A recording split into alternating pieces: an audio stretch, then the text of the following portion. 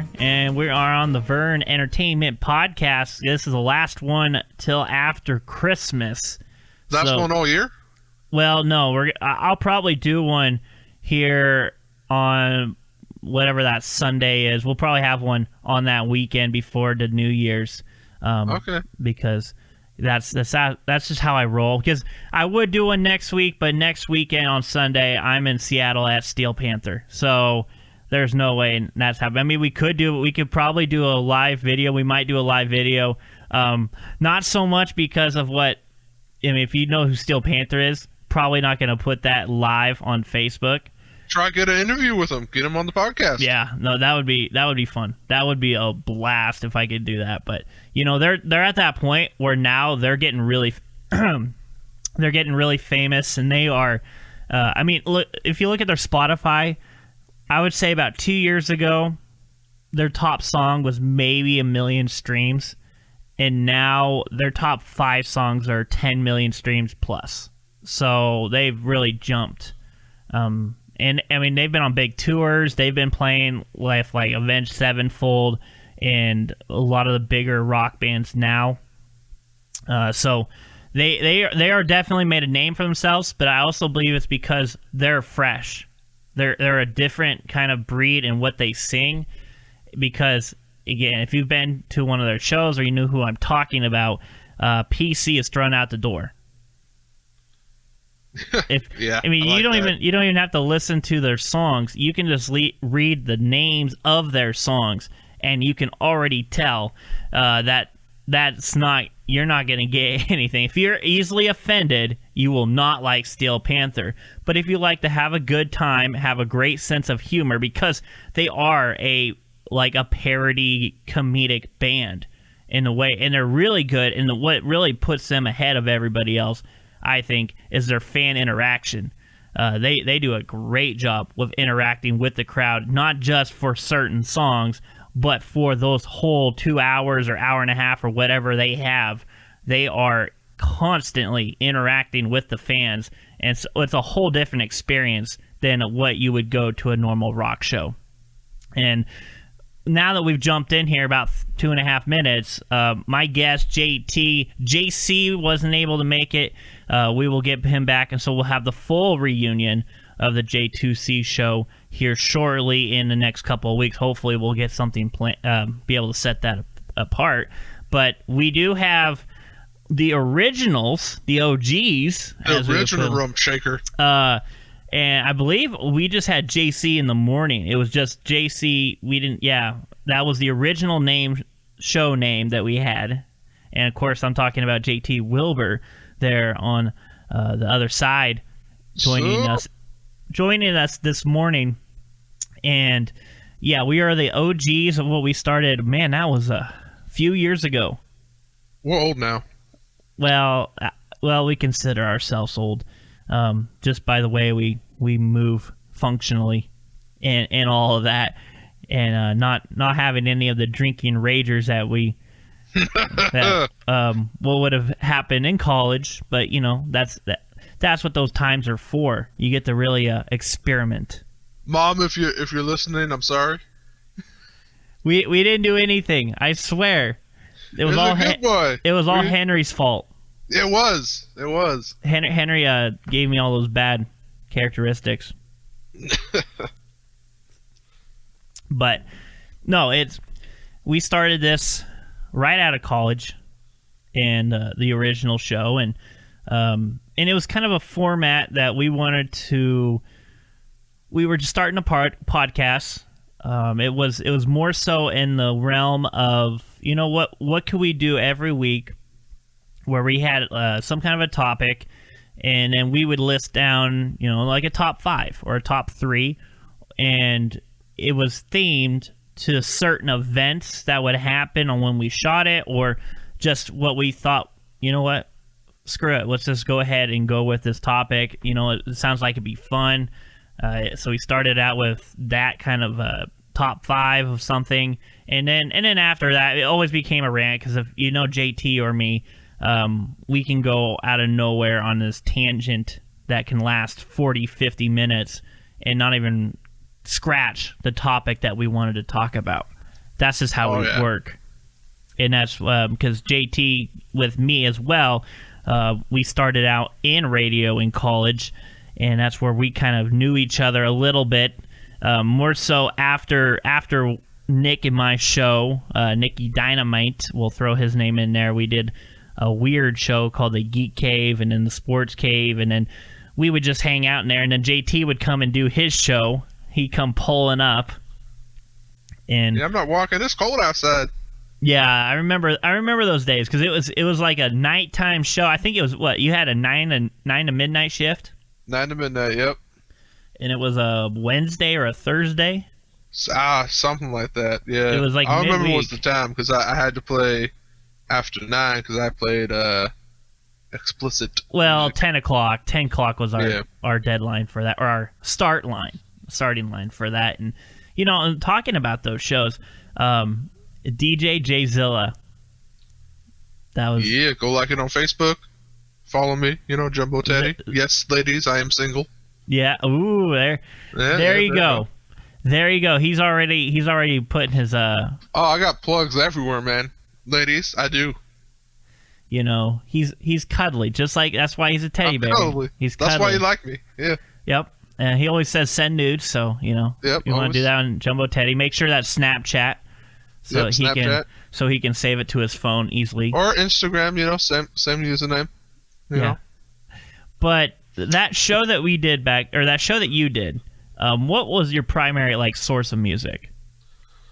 Totally not pirated music off of my hard drive. Totally. But I mean, genre-wise, was it more rock? Was it hip hop? Was it? Oh, I was all over the place. I was rock, rap, a lot of parodies. Not parodies so much, but Game of Thrones. Adam Warrock, he does Game of Thrones rap because Game of Thrones was big back in the day. Did you have any? No, I remember when we started out because we both took the class. So you had to do a broadcasting intro to broadcasting class to actually before you could get into the studio. You had to take I can't remember if it was 3 or 6 hours of being mentored and then another set of hours of doing your own show and record it and playing it back for the manager at the time. Yeah.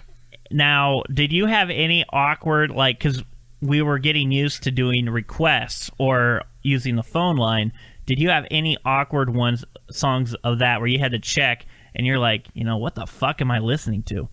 And because we had to lyric check everything, especially requests, you don't know what they're gonna say, so you had to check the song. You had to make sure, okay, it could say only certain things. You had a guideline book, FCC guideline book of what you could play and what you couldn't until that 10 o'clock hour. So, did you have anything weird request wise to start out with?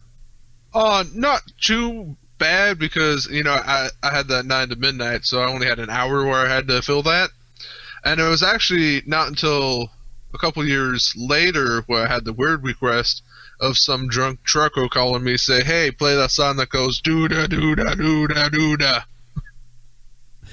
Yikes! That was the weirdest one. Did you have any? Did you have any requests from when you told your friends you were doing this? Did they line up and message you weird songs to play and whatnot?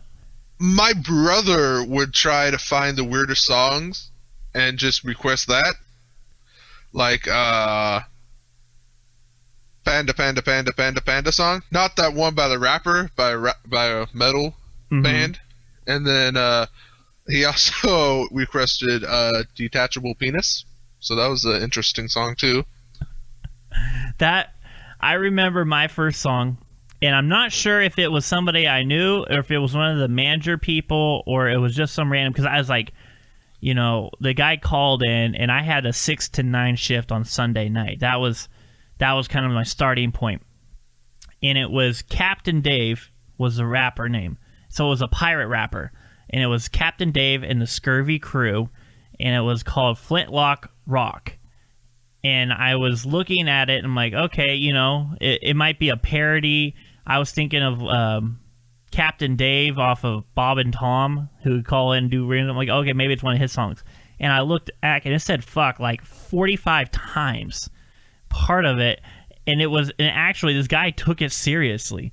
This musician, and it was a rap album, and we had it. I was amazed that we had that whole album in our music library in the back on CDs.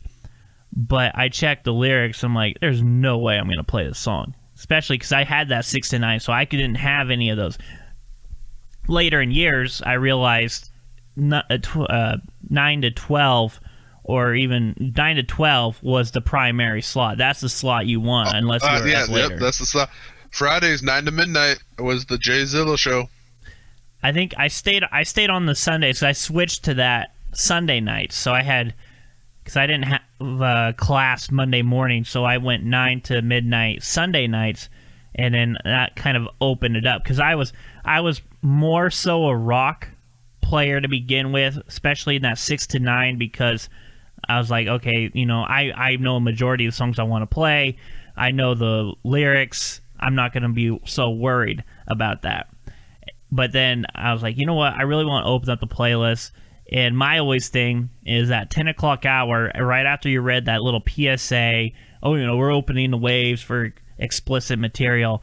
I wanted to play the nastiest song I could think of. I just wanted to push the limits. Now that Steel Panther is out there, I really wish I could have played a lot of their stuff on there because, people would be like, whoa, kind of out of nowhere. They're thinking this hair metal band, this is pretty good tunes. And then all of a sudden you start hearing the lyrics and it complete curveball.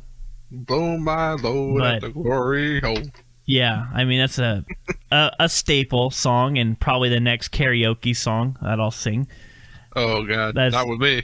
That's going to be a great one. But I know that was definitely, fun times. We had a lot of interesting shows. I don't think we ever, other than when you were still doing your show and I went back and was there at the campus, I don't think we ever collabed on a show. Well, no, because you hated me. I didn't hate you, but I didn't really know you until, oh man, it was definitely like it was like a year or two after, I think it was sports. Because we would talk after our show, when you came into your show, we would kind of hang and talk a little bit during your show. And then basketball, you were helping Nick and I out for a little bit. And that, I can't exactly remember when that picked up because, oh no, I remember. It was marketing class.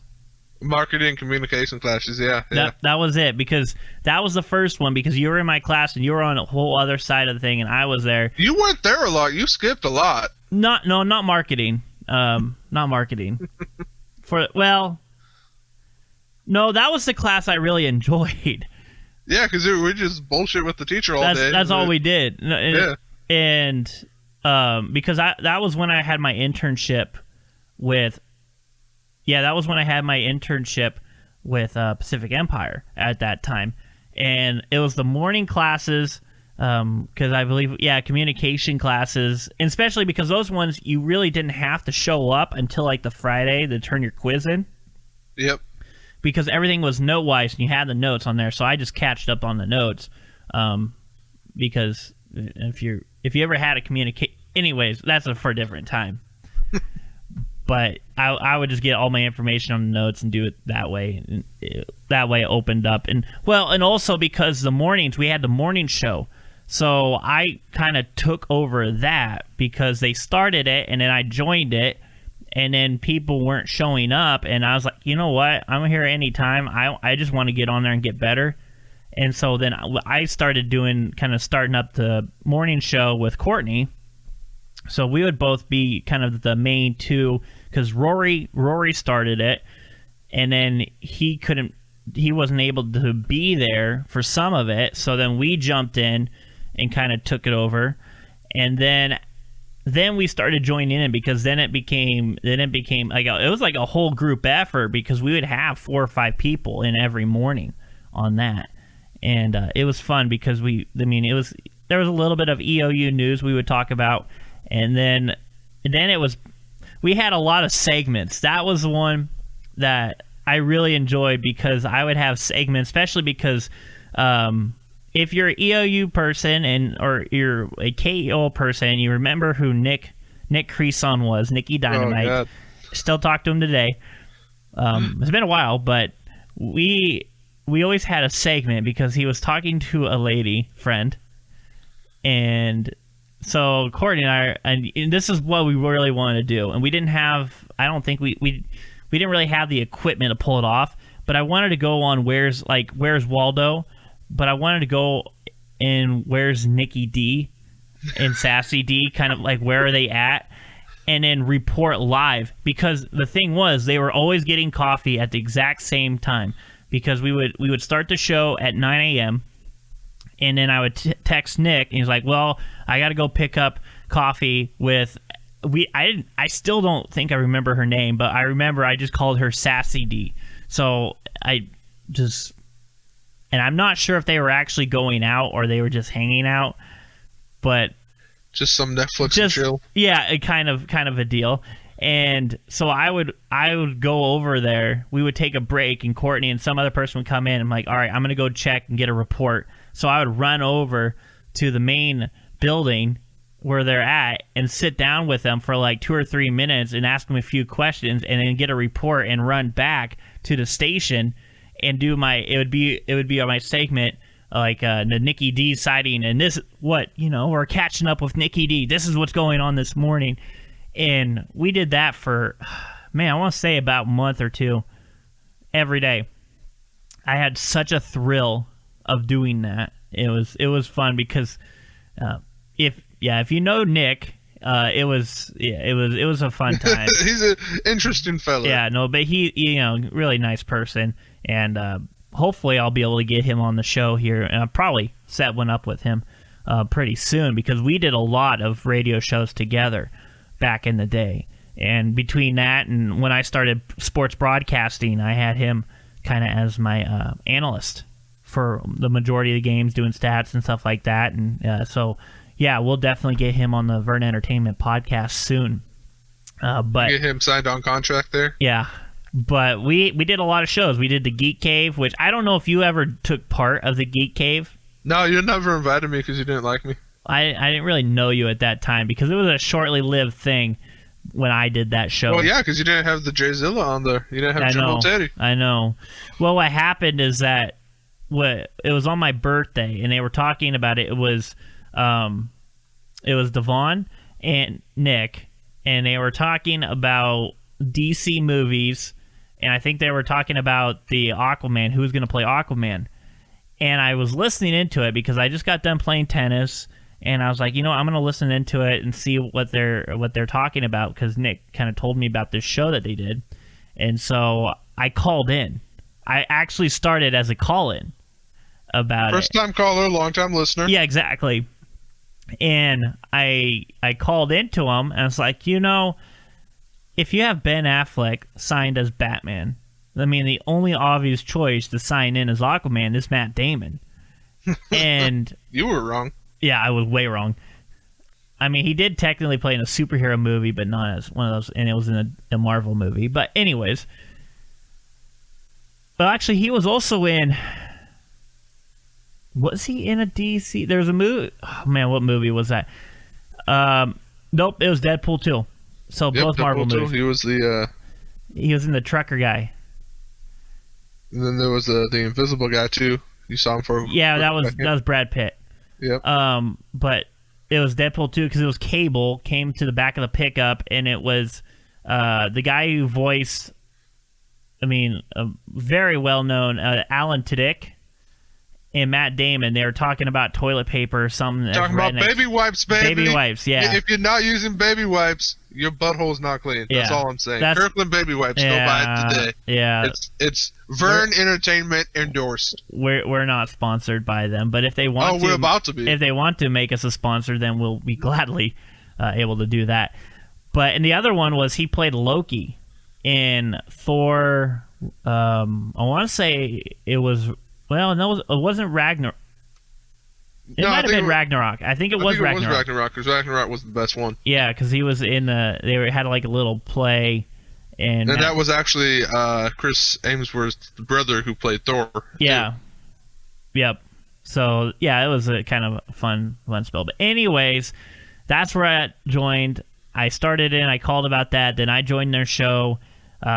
It was fun because we had it depended on what we were talking about. When they start talking about comics and all that, I kind of stayed away. But no, we did some fun things there at the bungalow for a while. Wow, I missed the bungalow. Yeah, we had our 72-hour live marathon, which was fun. It was a lot of fun.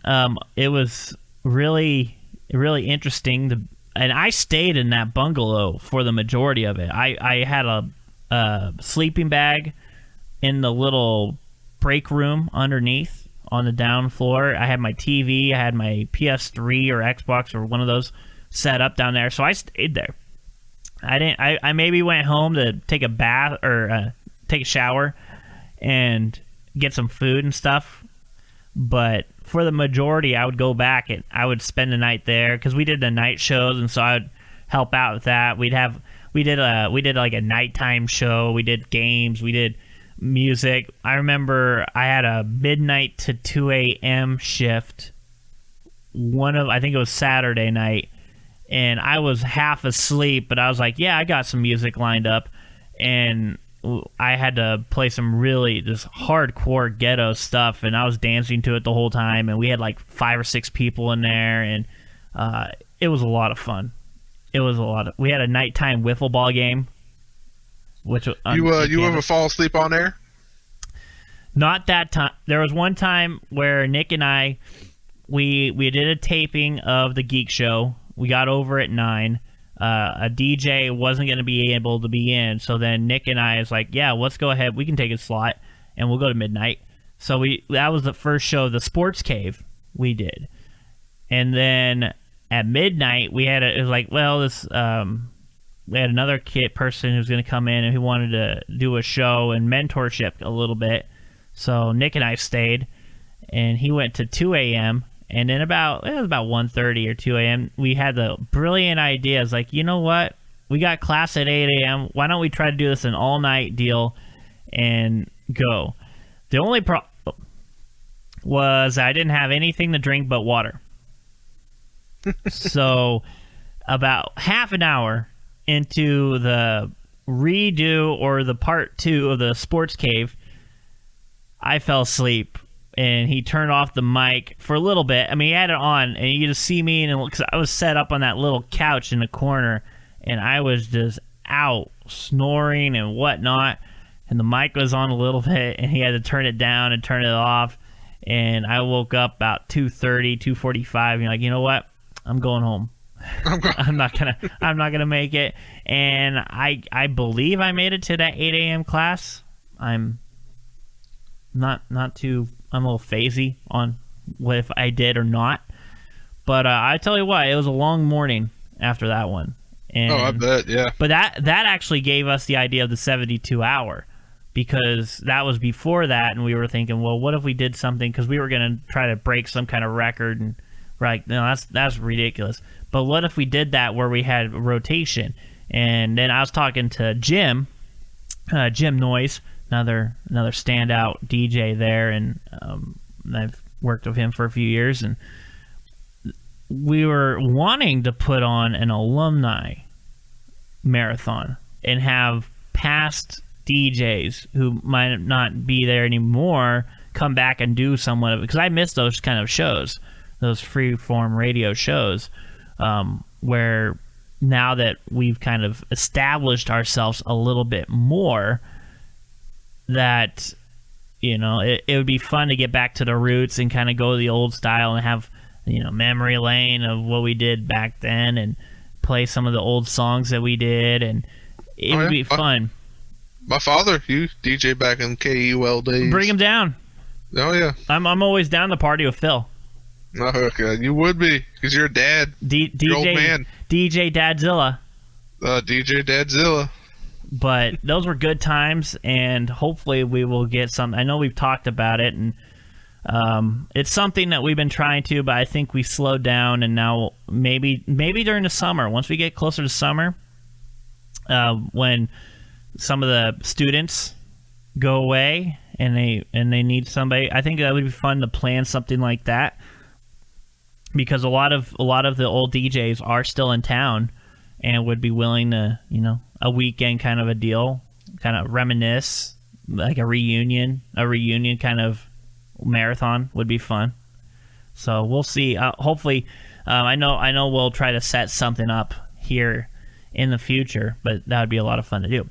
Now that being said, we kind of went on this whole backstory of what got us into doing the podcast. We haven't even scratched the surface, and like I warned you, we go about half an hour into it, and we haven't even hit our topic yet. We haven't even discussed our topic.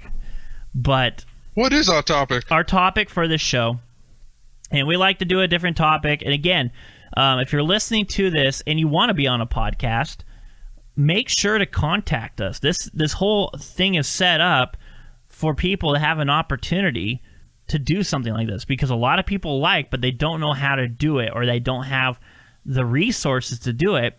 And it's a real simple setup that I can put you on here and give you an opportunity. So, and especially if you're a local business person, a musician, band, have something that you in the community, again, really, we want to stress that community part. If you have something that, that you would like to give a word about or kind of plug on this in a format that you might not have a chance to use before, this is a perfect example and a perfect source to do it. So we are willing.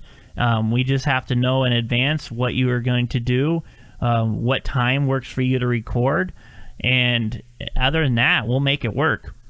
So with that being said, our topic for today, again, Christmas time is upon us here in 10 days. So just under 2 weeks from Christmas.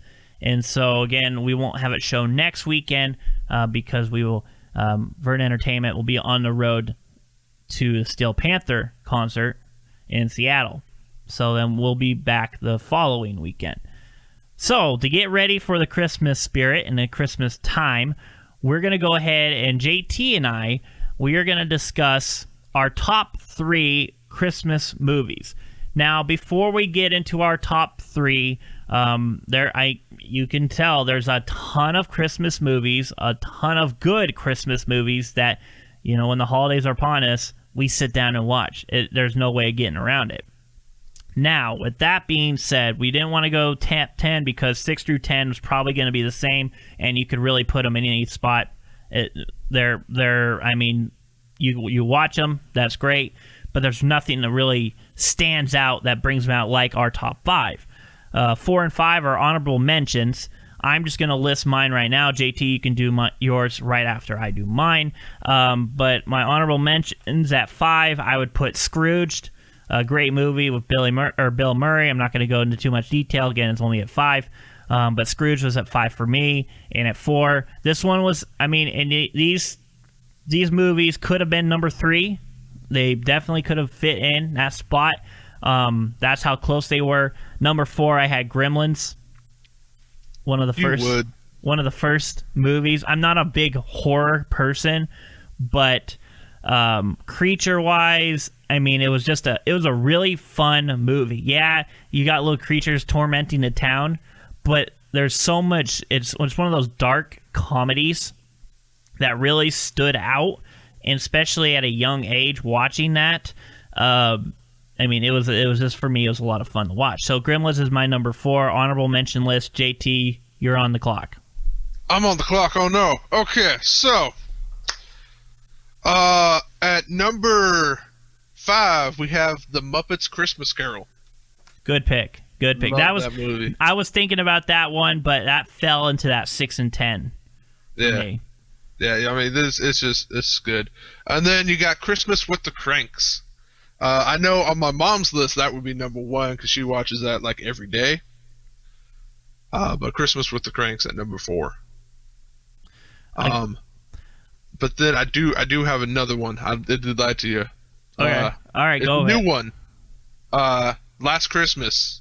It's probably still in some theaters, not in the Grand, but maybe down in Portland It's not. area. It's not in LeGrand. I'll tell you that much. Yeah, yeah. But Last Christmas with Emilia Clarke, go see it.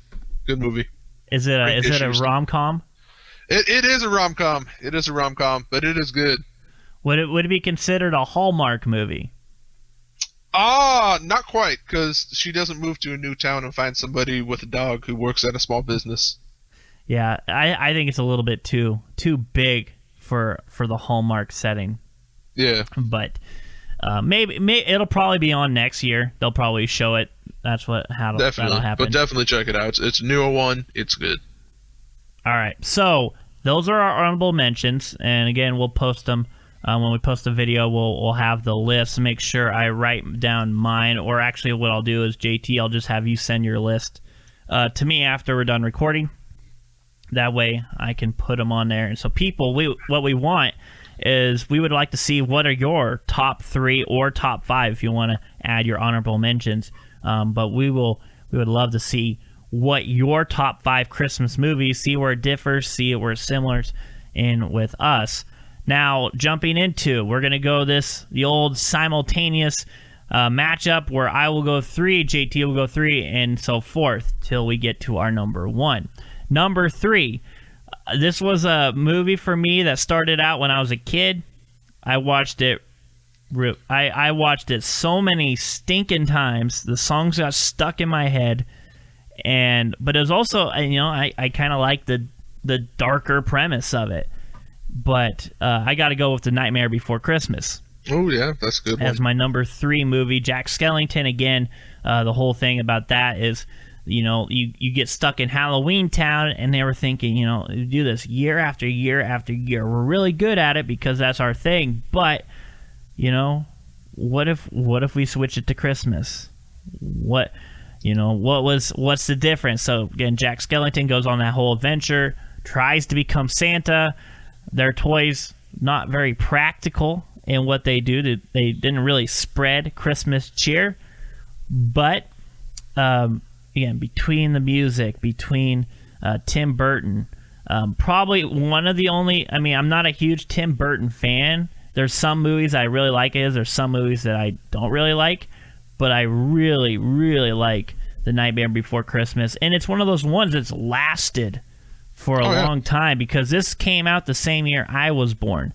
So it just a few months younger than I was. So I'm just a little bit older than this movie. Great series that's attached to that too, with his whole backstory, and it's also a Halloween movie, so you can start watching it on Halloween. Yeah, it doesn't get old. But between the music has been redone by a few. Marilyn Manson did This Is Halloween version. So between the music, between the cast, between the singing, it's just really a well put together movie, and one of those claymation movies that really pushed the limits of what they could do. The effects, it's just a really well done movie. So at my number 3, The Nightmare Before Christmas. That's pretty good, but I think I got you beat. So I already had a Tim Allen movie with The Christmas with the Cranks, and my number 3 is another Tim Allen movies, I should say, the Santa Claus series. All right. Are you going to include all 3 of the trilogy or just the first one? I'm including them all because they're all great. Because it's a set. So that's my number 3 is a 3 style with Tim Allen's Santa Clauses. Because you can't go wrong with Tim Allen and Christmas. He is Santa Claus. Well, no, don't get me wrong, but I really like the first one. If you would put the first one in the top 5, I could see it. The trilogy, though. Are you kidding me? With his kid growing up and not believing in Santa Claus and not liking Christmas? That is a great plot. And everything, man. Are you kidding me? There are a few movie series where the sequels are on par or even better than the original. And Santa Claus is one of them. And the Santa Claus, the original one, I can watch. Yeah. I can watch it every Christmas.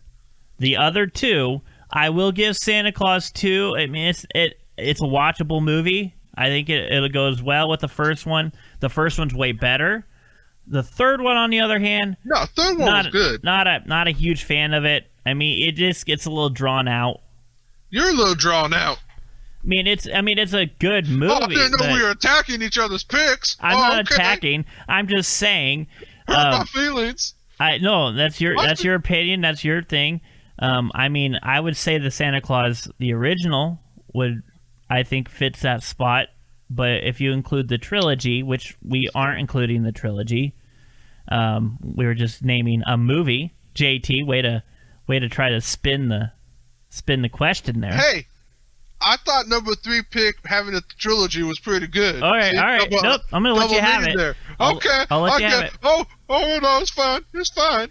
No, I'm just saying, but that's just my opinion. I mean, you can trash on The Nightmare Before Christmas or my picks. Who would trash on The Nightmare Before exactly. Christmas? That's what movie. I thought. No, but I see. Oh, no, okay, but no, I will say, I really enjoy a competition. Okay, competition. My number 2, and this is a Christmas movie by fact because Die I happened to. Oh, it's Die Hard.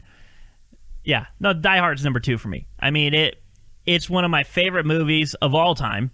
I mean, it's another movie that it's one of those ones where if you say, you haven't you say yippee-ki-yay motherfucker and everybody knows what you're talking about, or there's so many references of that movie used throughout like a lot of movies these days.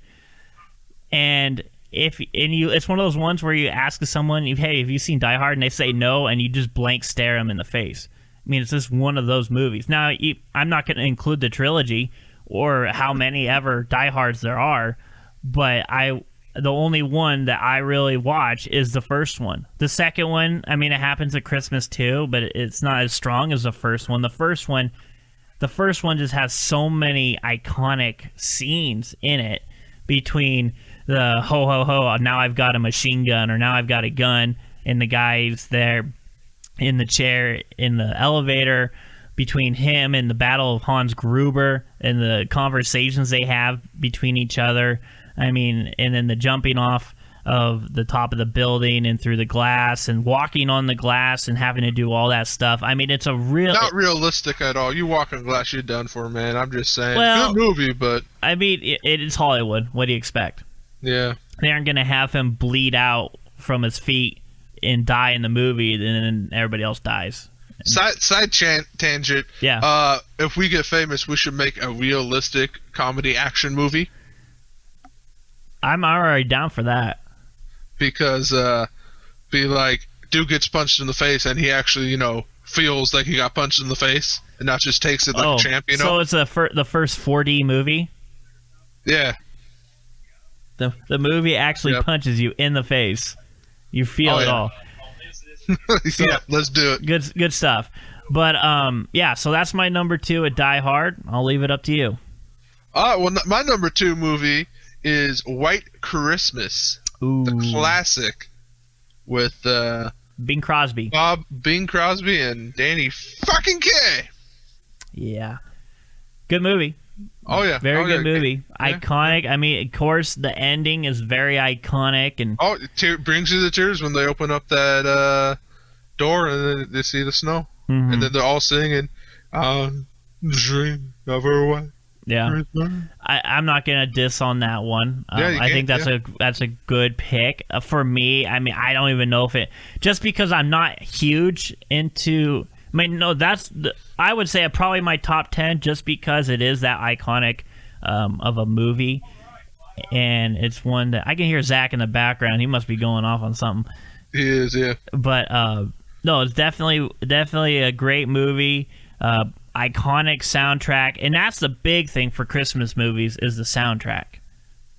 Oh yeah, very huge piece of it between the actors you have in there and the music they have throughout the movie are very, very key to have a good Christmas movie. And so I think that's a great pick at number 2. For my list, that would probably be in that 6 to 10 range, just because it's not. it's just not my cup of tea, really. I mean, if it's a Christmas night or something like that, of course I'll put it on just because you have a lot of good music on the background, and it is that. It's a long movie. I will say it's a very long movie. But so that will wrap up number 2. So again, to recap, if you're with us right now, number 3, I had Nightmare Before Christmas. JT had the Santa Claus trilogy. Because they're all great movies. And then for number 2, I had Die Hard, and for number 2, he had White Christmas, which brings us to our number 1 movie. And can I just guess what yours is going to be? I mean, you could probably know it, and I'm hopefully it's not the same as yours, but it might be. I think I know what yours is going to be. Okay, I'm gonna let you roll with it. I think yours is going to be Elf. Okay, the thing is, I was never as big of a fan as Elf as everybody else. Don't get me wrong, I enjoyed the movie, but that would be again in my 6 to 10 range. Oh, okay. Then I was wrong. Okay. For me, there wasn't as. I mean, it's heavily used in scenes for Christmas, and I get it. But I just wasn't as big as a fan. I mean, I'll watch it, but it's not one of those ones that that if it's on, I have to sit down and watch it. It's one of those I got time to kill, I can watch it, or you know what, I'm not really feeling it. It's one of those ones for me. So, is that your only guess from a number 1? I mean, I do. You can probably list out a few. I have one more, but if it is, then we're going to have a conflict. Okay. Well, I'm going to go with my number 1. I won't even give you, but I've got to go with the American classic.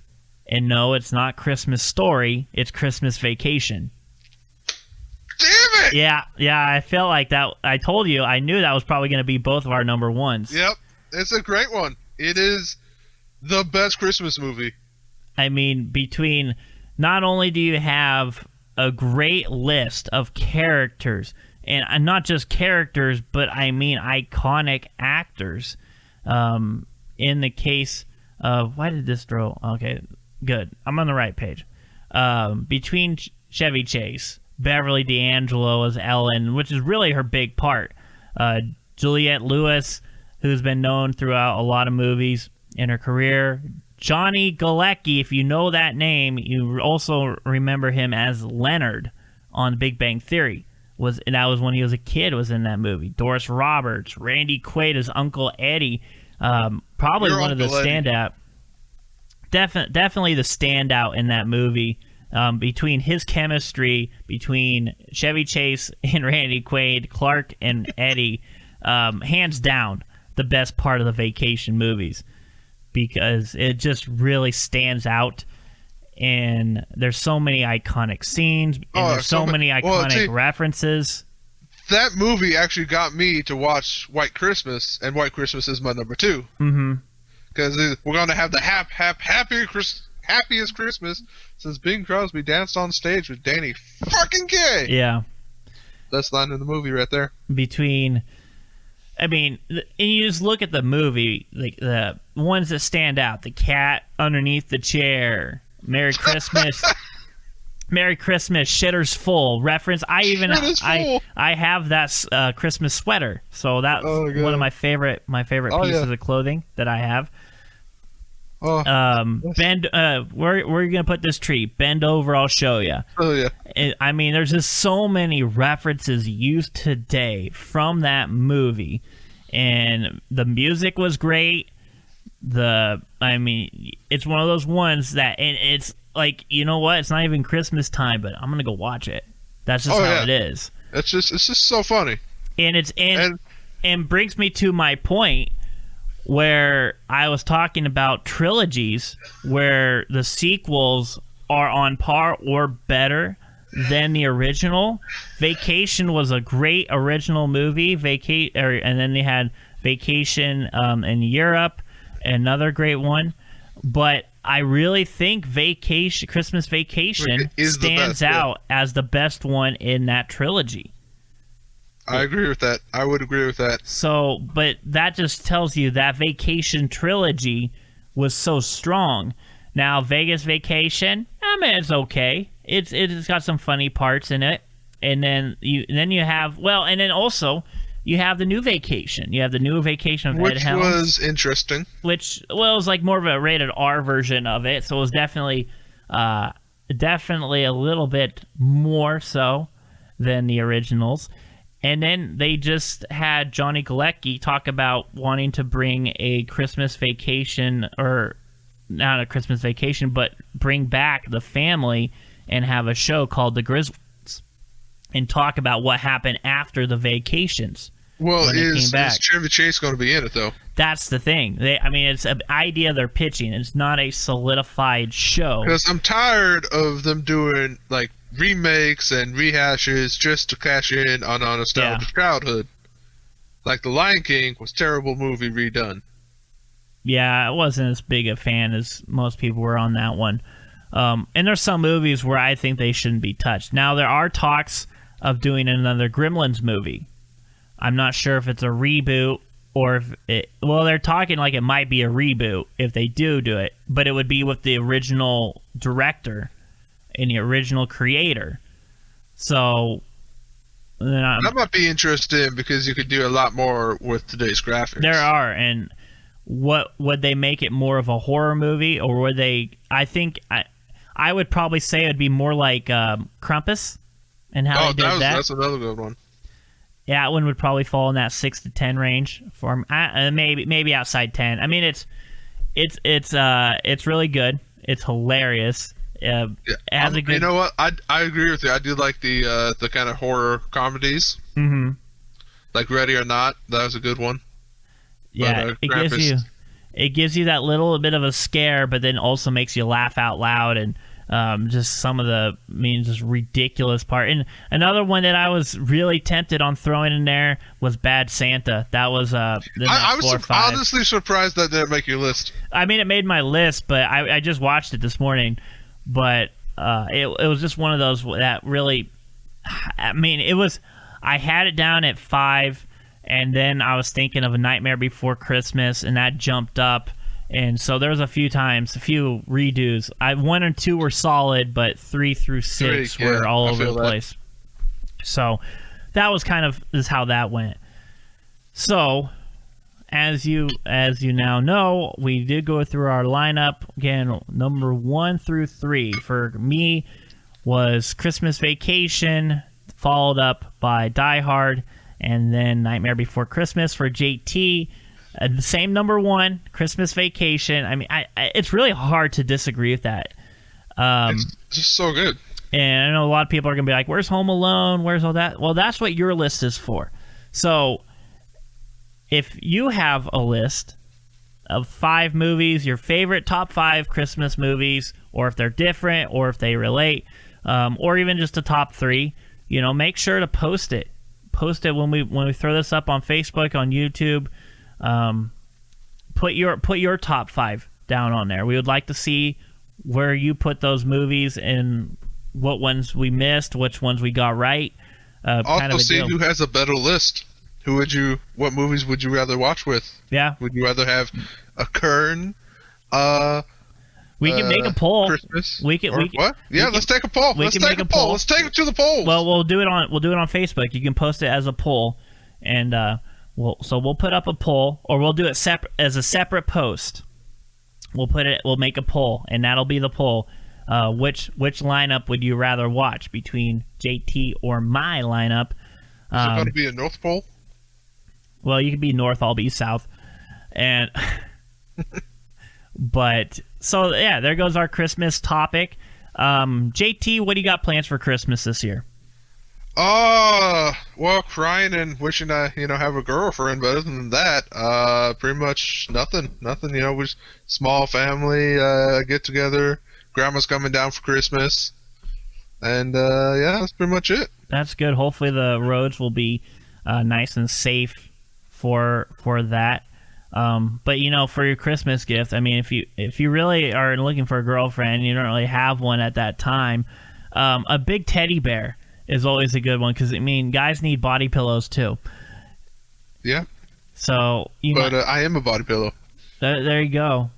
I mean, there could be your plug. Do I have to cuddle myself? I mean, you can cuddle yourself. You can. You go on Tinder, and then that's what your name thing would be, like Jumbo Teddy, the ultimate body pillow, and I think you get some hits on that. No, it's part of my bio. I mean, well, I don't think I should say my bio because my mama might be listening, but well, at this time, and no, if she listens to almost an hour of us talking, I would be amazed. Oh, she will because she loves me. True, and she wants to hear me mess up. Or either that or go on a rant on how her team... Well, actually, no, she's still number one in our fantasy football league, but I did upset her that 1 week. However, I feel like she's probably going to win this, win the league. Her team's pretty stacked compared to... Well, it's not looking too good for me on that because your Deshaun Watson there is got 11 points so far. Well, that's because I got the ultimate guy in Tannehill. That was my big sneaky. I mean, it's close. Right now we're sitting 46-41. But you've got Drew Brees. I got Jimmy G. Henry hasn't done really much anything right now. Dalvin Cook. I mean, it'll be close. Both our teams aren't doing great. So, what the hell? Why did he go off? Freaking Redskins. Huh. Well, there goes a receiver I should have put in, but he had 17 points at halftime. Huh. Yeah, well, I'm missing out on that. But again, 2-3 matchup. JT and I are facing off. Wow, I am projected to win by a lot. Oh, that's okay. My wide receiver just got 21 points. That's fine. On my bench. Oh, yeah. Well, you know. I hate fantasy football this year. That's all I'm saying. Okay. Chris Carson's doing well for me. Fantasy football. Seattle came back strong, so that's good. But the other league I'm in, oh, wow, I'm upsetting. Ooh. Oh, wow. Tannehill hasn't done much for me at halftime, though. I'll tell you that much. But Derrick Henry, Devontae Parker's doing well. Okay. I've got a chance to upset here.